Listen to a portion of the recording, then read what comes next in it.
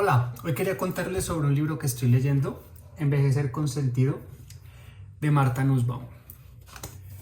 Es un libro muy bonito. Martha Nussbaum es una doctora en filosofía que nació en 1947, vive en Nueva York, en Estados Unidos, y este libro es muy bonito porque nos ayuda a aproximarnos y a comprender un poco más lo que es el envejecer, comprender a nuestros abuelos, a las personas mayores, y también nos da un camino para tratar de llegar a una vejez un poco más feliz y admirable.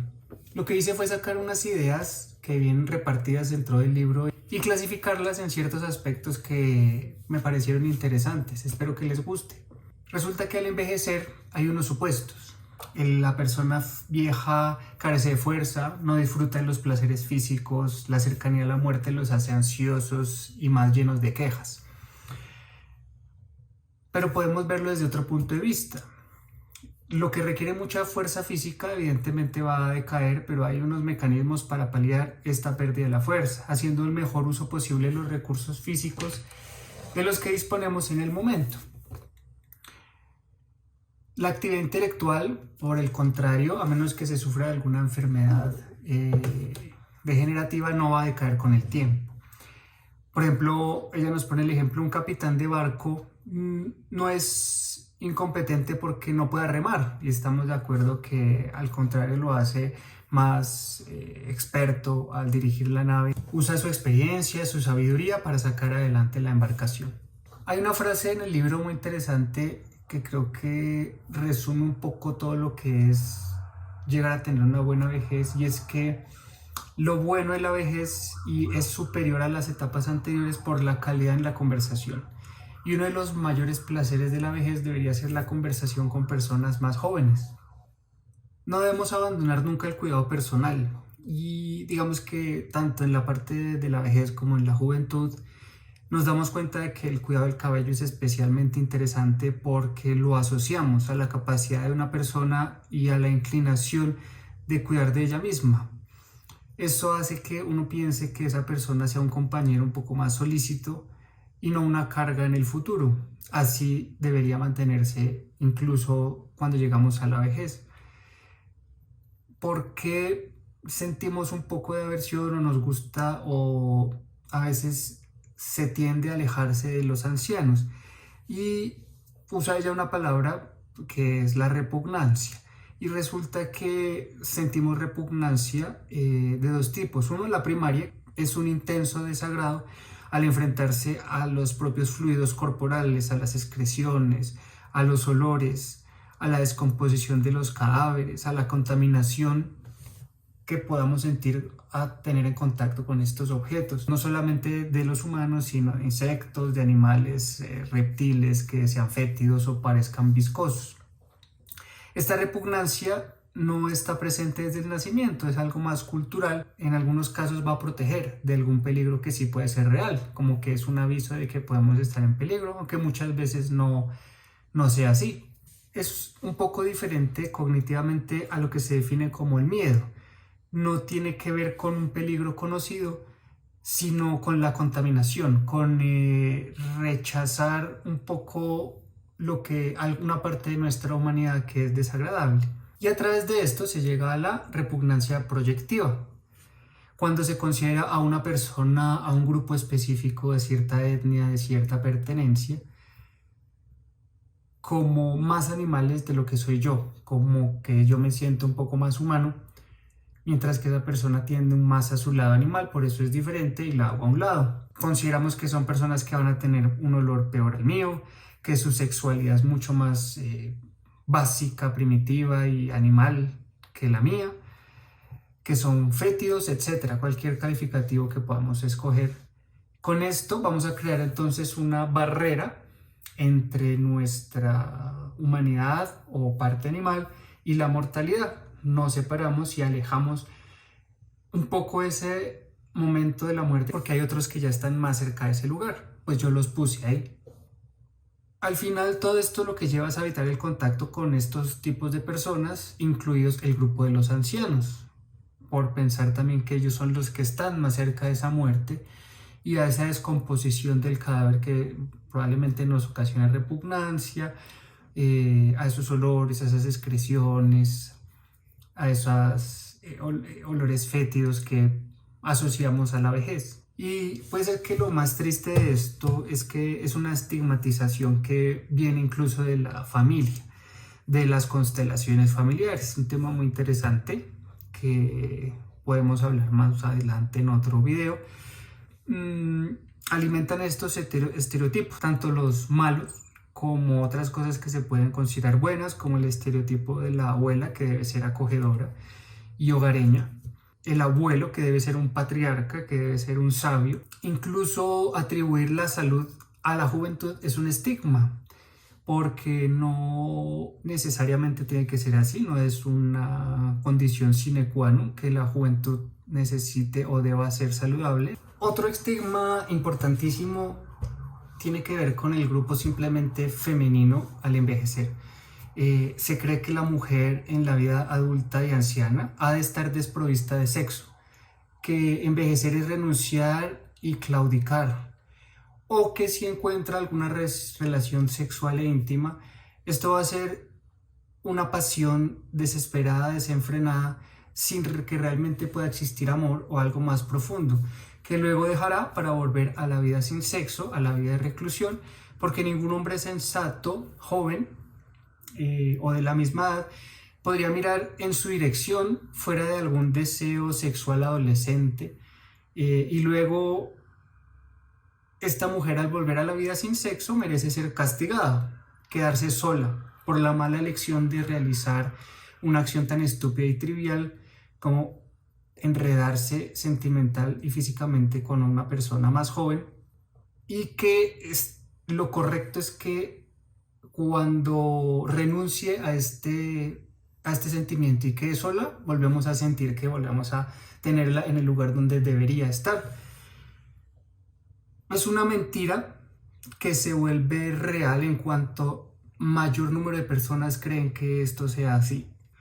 Algo muy parecido ocurre como en lo que se creía antes en las relaciones homosexuales, cuando las historias de tiempos atrás, hace muchos años, hablaban de alguna relación homosexual. Se creía que pues usualmente esas historias terminaban en muerte, porque se creía que merecían ese castigo, porque cómo puede tener un final feliz una relación aberrante. Sin embargo, el amor maduro tiene muchísimas ventajas, y es que en ese amor la gente vierte todo su pasado cuando hay una entrega verdadera. Las vicisitudes de una larga vida, la parte de comedia, la parte de tragedia, todo eso hace muy interesante una relación madura que no debería rechazarse o criticarse de nuestra parte. Otra parte de sentirse joven es que creemos que tenemos el control de lo que nos sucede en la vida y lo que nos va a pasar en el futuro. Y resulta que la impotencia nos alcanza a todos en algún momento y ninguno estamos preparados para cuando llega. Menos para quienes definen su identidad como tener control de las cosas a su alrededor o sobre las demás personas. Para ellos es más devastador llegar a un estado de impotencia que va a llegar junto con la vejez en cierto grado. Y aquí Martha Nussbaum nos habla de la historia del rey Lear, que tenía a sus 3 hijas, a las cuales quería repartir su riqueza, pero quería hacer esa repartición basado en las manifestaciones y expresiones de amor que cada una de ellas tuvieran con él. Nosotros obviamente no tendríamos los recursos de heredar castillos o terrenos tan grandes como naciones, pero a nuestro nivel de recursos actuamos de manera similar en esos momentos, pensando que transmitiendo la riqueza material existe la oportunidad o peligro, más que todo peligro, de controlar a quienes nos van a sobrevivir. Es una forma de mantener el control hasta el último momento. Es difícil compensar el afecto con cierta fiabilidad, porque puede ser que el benefactor solo recuerde los eventos más recientes de una persona que tuvo manifestaciones de amor y bondad recientes, y no de otra persona que ha sido más buena durante más tiempo, de pronto con manifestaciones un poco más pequeñas pero constantes. Esto llevaría a que el reparto de algún tipo de herencia no sea justo, y que los hijos consideren que sus esfuerzos han sido asumidos de manera desigual. Una idea puede ser hablar con los hijos para calcular el sacrificio económico que cada uno ha hecho para el cuidado que tal vez necesitemos de viejos y entre todos estar de acuerdo cómo debe ser recompensado de manera equitativa. Lo ideal sería que todos tuviéramos los recursos propios para no pasar esa carga a nuestros hijos, sino nosotros mismos valernos o contratar a alguna persona para que nos cuide y no tener ese problema de tener que analizar cuál hijo fue un mejor cuidador para determinar la recompensa que va a recibir en el momento de nuestra muerte. El siguiente tema importantísimo que yo lo clasifiqué de la lectura del libro es la amistad. ¿Será que evitar una excesiva intimidad para que una persona no se sienta desbordada por la ansiedad de la otra estará bien? Martha Nussbaum comparte las ideas de Cicerón, un filósofo, un político que vivió hace muchísimos años, de que la amistad es virtuosa, es generosa y no se restringe a atender el dolor del otro por las dificultades que pueda entrañar. El amor en sí es generoso y no se puede medir, aunque hablamos de que alguna asimetría, sobre todo en el temperamento o en algunas creencias, sea buena para alimentar la diversidad en la amistad, una asimetría grave en conceptos muy fundamentales de la personalidad no es buena. En la vejez son los amigos los que se van a preocupar más allá de su propio interés en la otra persona o en nosotros, en quienes confiamos lo suficiente como para que tengamos una presunción de la buena fe de ellos hacia nosotros y en ambos sentidos. Como les mencionaba, Cicerón decía que una buena amistad es la armonía entre gustos y creencias y el acuerdo, más la voluntad de afecto, que debería haber una completa armonía de opiniones e inclinaciones en todo. Pienso un poco más como Aristóteles, que habla de que la idea es estar en el punto medio. Es cierto que para la amistad se debe compartir cierto tipo de intereses y aficiones, o las diferencias constantes minarán la amistad y crearán tensiones. Entonces, es probable que ahorita cultivando amistades en nuestra juventud, con personas con las que tengamos más cosas en común, nos pueda generar amigos a largo plazo en una vejez, en las personas que vamos a seguir compartiendo esos intereses y van a ser una gran compañía y, como lo mencioné antes, fuente de conversación que no debe faltar en la vejez. Hay que diferenciar entre las diferencias de opinión y las diferencias de gustos de las del temperamento. Las que crean más brecha en la amistad, según Martha Nussbaum, son las de la afición. Las de la opinión es incluso divertido tenerlas. Opino como ella y, contrario a lo que dice Cicerón, la falta de acuerdos puede llevar a ampliar los horizontes. Cuando yo creo que tengo la razón todo el tiempo, me pierdo de esa oportunidad de ampliar la visión, de generar nuevas opiniones y una posibilidad de comprender mejor el mundo que me rodea en cualquier aspecto de la vida. Y aquí hay algo que nos menciona Martha Nussbaum y que también lo habló Cicerón en sus libros, y ella no lo comenta, pero Aristóteles también, y es la pregunta de que si la amistad verdadera solamente se puede tener entre personas de bien. Una persona egoísta es probable que pueda lastimar mucho la amistad. También cuando uno tiene comportamientos de dudosa conveniencia, como por ejemplo inmiscuir a el que yo considero mi amigo en algún acto ilegal. Claro que el amigo ahí se podría dar cuenta más fácil, o cuando intento que se involucre en actividades que no lleven a la virtud, que eso es un poco más difícil de determinar ese límite y decir no a esas situaciones. Lo cierto es que una amistad profunda puede hacer que se vean los defectos de la otra persona bajo una luz completamente diferente que otras personas que no sean tan cercanas no van a ver. En nuestra sociedad en la que existe una presión muchas veces por hacer lo correcto. Un amigo es como un refugio para aquellos vicios menores que nos pueden ayudar al desahogo y a sentirnos un poco mejor con nosotros mismos. En fin, una amistad en la vejez nos da seguridad, nos da amor, nos da comprensión, nos da comedia y nos ayuda a definirnos, y finalmente, a pesar de que ya nos queda corto tiempo en este mundo, igual mantener el propósito de mejorar debería estar hasta el último instante de la vida.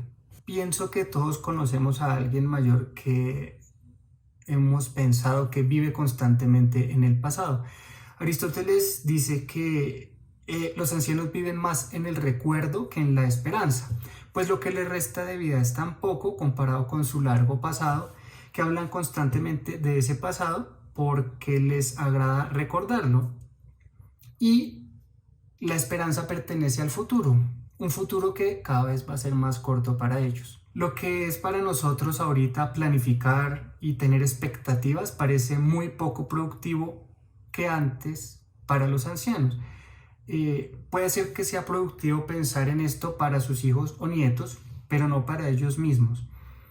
Y tienden a anclarse a unas emociones del pasado como el remordimiento, la culpa, alegrías pero retrospectivas, incluso ira retrospectiva. Estar en este pasado no parece que lo usaran como lo analiza el psicoanálisis o la psicología, para mejorarse a sí mismas, usar esos errores del pasado para traerlos al presente y buscar cómo puedo mejorar y aprender de ellos. No, lo usan para obtener un placer huyendo de este presente que les parece más doloroso que cualquier cosa que haya podido pasar antes.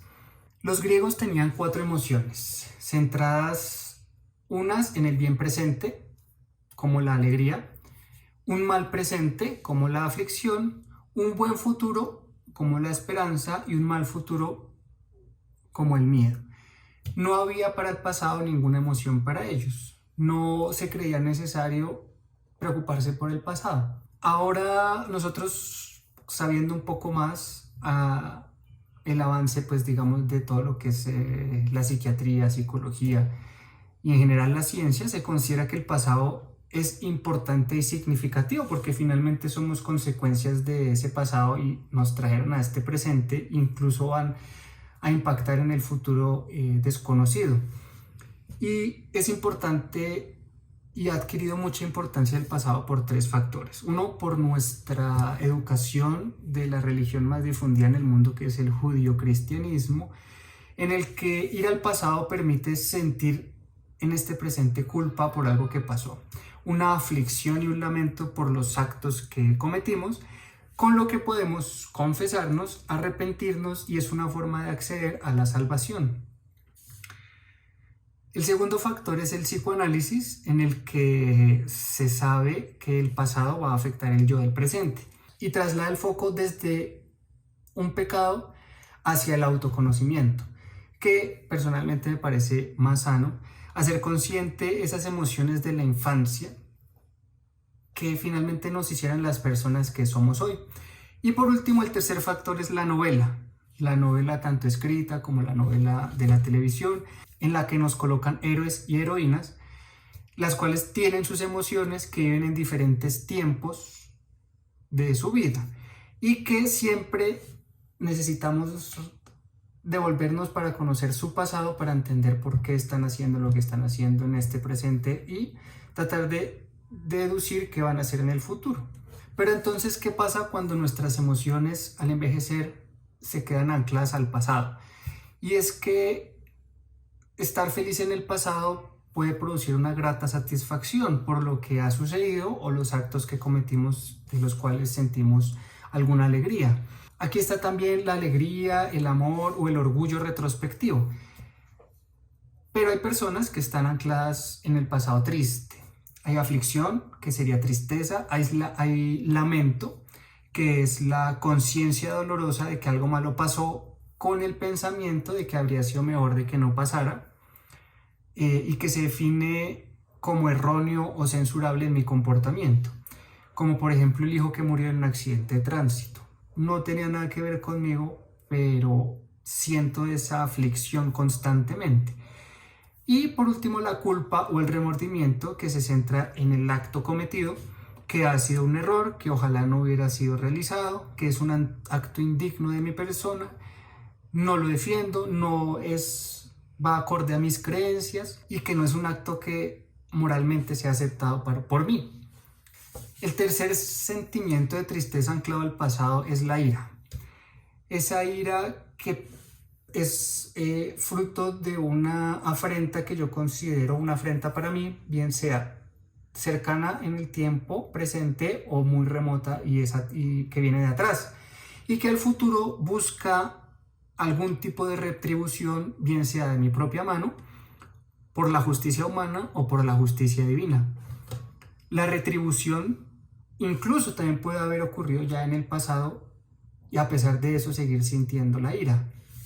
Estas emociones, tanto las ancladas al pasado felices como tristes, pueden ser emociones de riesgo porque pueden ser equivocadas, porque pueden sufrir del sesgo de memoria, porque ya no recordamos las cosas exactamente como pasaron en aquel momento. Pero entonces, ¿para qué sirven? Las personas que viven ancladas en el pasado pueden pensar que es una forma de expresar la importancia de ese sentimiento que sintieron en ese momento, como el amor que tuvieron por alguna persona fue importante, a una persona perdida, a una persona fallecida. He amado y ese amor ha definido mi vida, por eso lo recuerdo. Es como un testamento de ese apego, una muestra de la integridad de las características morales que yo defiendo. En algunos casos puede ser irracional porque si me siento muy culpable, eso es ira contra mí mismo, y siento que si sufro o si es dirigida la ira a otra persona, esa persona sufre por esa mala acción. Este sufrimiento en cierto modo va a contrarrestar en algo esa mala acción que sucedió y que va a compensar ese daño o dolor, lo cual es falso y no va a suceder de esta manera. La forma racional de usar estas emociones que pueden anclarse al pasado es para buscar un actuar mejor, orientarme hacia ser una mejor persona y a un cambio. Esas emociones retrospectivas me dicen quién soy, qué he hecho, con qué estoy comprometido, a evitar el castigo inútil o fútil. Estas emociones tampoco deberían dominar el día a día de nuestro presente. Algo de lo que no hay duda es que a medida que envejecemos, nuestro tiempo se hace más corto, disponemos de mucho menos tiempo y usarlo para estar pensando y recordando momentos del pasado, si bien tiene un componente bueno, si nos quedamos mucho tiempo allí, vamos a perder tiempo de compartir con los amigos, con los hijos, con los nietos, con la familia. Y una parte importante de ese compartir es que se pueda orientar y contar a los jóvenes de nuestros errores. Ellos no quieren escuchar de quejas, no quieren escuchar de pronto de las cosas que hubiéramos hecho diferentes, sino directamente los errores que cometimos sinceramente de corazón. Es información muy útil para ellos que es difícil que consigan por ellos mismos hasta que les ocurra alguna tragedia. Martha Nussbaum nos propone unos derechos y oportunidades que se deberían garantizar en la sociedad para respetar y honrar la vejez. Dentro de esos es la vida, vivir hasta el final una vida lo más normal posible, sin morir prematuramente. Garantizar la salud física, la buena salud, incluso la sexual, la alimentación, la vivienda. Que haya integridad física, que nos podamos mover libremente, estar a salvo de la violencia. Que se respeten las sensaciones, poder utilizar los sentidos, la imaginación, el pensamiento, el razonamiento, la alfabetización, el estudio, la formación básica, la producción de obras de cualquier tipo de arte, la libertad para el culto religioso, son necesarios respetarlos. Las emociones, poder que el anciano sienta amor, preocupación, apego, lamento, anhelos, gratitud, ira, que las emociones no sean arrasadas por miedo y ansiedad en la sociedad. Que haya una razón práctica, que pueda planificar su propia vida, que se le vincule, que se pueda implicar en distintas formas de interacción social, para que tenga una base social, para que pueda tener autoestima, la no humillación, un trato digno y otras especies de derechos como poder atender y convivir con los animales, con las plantas, con la naturaleza, poder jugar, reír, recrearse y tener derecho al control sobre su propio entorno, tener derecho a la participación política y a su propiedad privada. Por último, dejé este tema que ella habla durante todo el libro y es el altruismo o el legado. En algún momento nos vamos a dar cuenta de que vamos a morir e intentamos dejar al mundo algo que se parezca a nosotros, a fin de que de algún modo sigamos aquí después de haber muerto. Unos usan a los niños, es decir, tener descendencia para este fin. También se puede educando jóvenes, moldear almas, lo llama ella. Otras personas que ella menciona más inteligentes son los que crean una ciencia, crean una filosofía, un partido político, que van a durar más tiempo y van a llegar a muchas más personas de lo que pudiera ser una enseñanza personal. Se asimila a que este tipo de obras magníficas las asemeja a las catedrales. Por ejemplo, Platón, Aristóteles, todos estos filósofos crearon catedrales y nunca van a ser olvidados. Su legado va a continuar indefinidamente. Pero nos invita a pensar de que hay catedrales que no son construidas por una sola persona, sino que somos muchos.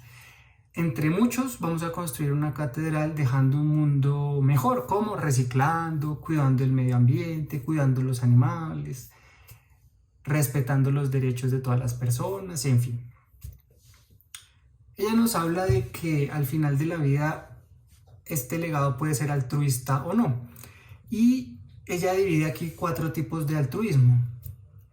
El primero es el que está basado en una acción egoísta. Es decir, mis motivos son egoístas, pero le procura el bien a los demás. Esta persona acepta que la motivación de su acción es personal y en el caso de pronto de los últimos días de vida es como tratar bien a ciertas personas para manipularlos y que ofrezcan más cuidados y atenciones, podría ser uno.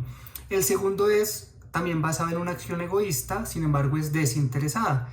Apoyan causas porque realmente tienen un aprecio sincero a la causa como tal, a lo que vale y que procura también el bien de los demás, pero espera finalmente algún beneficio personal como una buena reputación o la satisfacción personal sencillamente, como el cuidado de los nietos para que los nietos lo recuerden. El tercer tipo de altruismo es la acción que es realizada por los demás.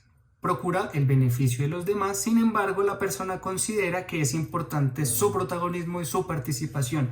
No espera recibir algún reconocimiento o beneficio, pero quiere hacerlo ella misma.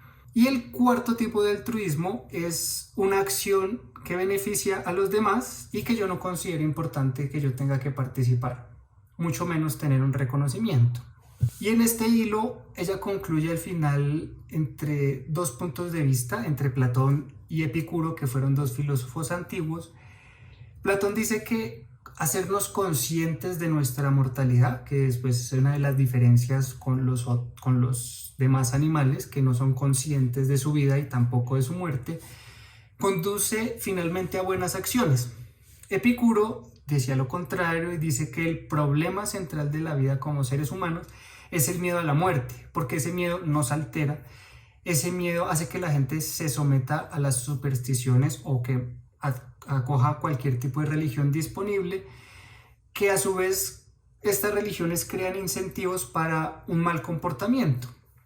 ¿Por qué? Porque hacemos lo que nos pida el sacerdote o el líder religioso, sin muchas veces hacer un análisis moral nosotros mismos de lo que es correcto e incorrecto. En el pasado y también en el presente, este tipo de miedo a la muerte nos hace ir a guerras para evitar que el otro nos mate, que eso es completamente ilógico. nos hace amasar dinero pensando que con más dinero podemos comprar más vida, pero es como usar tigres en una guerra porque finalmente el tigre se va a devolver contra su amo. Al final, Epicuro las considera unas conductas autodestructivas. ¿Quién tiene razón? La mayoría del tiempo de nuestra vida la tiene Platón, porque somos conscientes de la mortalidad. Cuando estamos en calma, planeamos mejor. Pero cuando llega el momento crítico, cuando vemos la pérdida de una persona cercana o vemos que nos ataca alguna enfermedad mortal, somos arrastrados al borde de ese abismo y se pone a prueba esa moralidad que en la calma manejábamos muy bien. Y empieza a ocurrir lo que Epicuro proponía en sus teorías.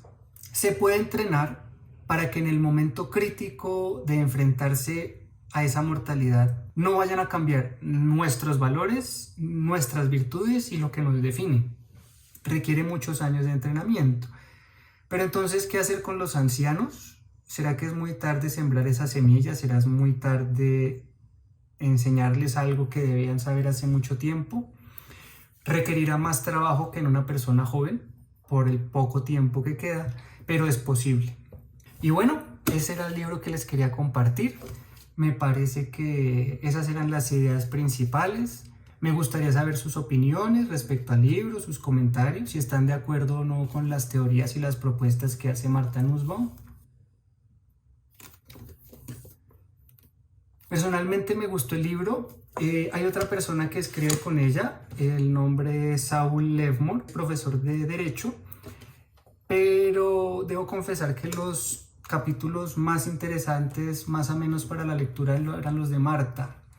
El otro se centraba mucho como en datos legales y de contaduría, que hacían un poquito pesada su lectura y solamente eran un complemento a las ideas de Martha Nussbaum, que me parece que escribe muy bonito. Es un libro que se lo recomiendo. Le doy una calificación de 10 a este libro porque creo que nos puede ayudar a todos, sin importar las creencias que tengamos, ni las personas que seamos, ni de qué cultura venimos. Espero que les haya gustado.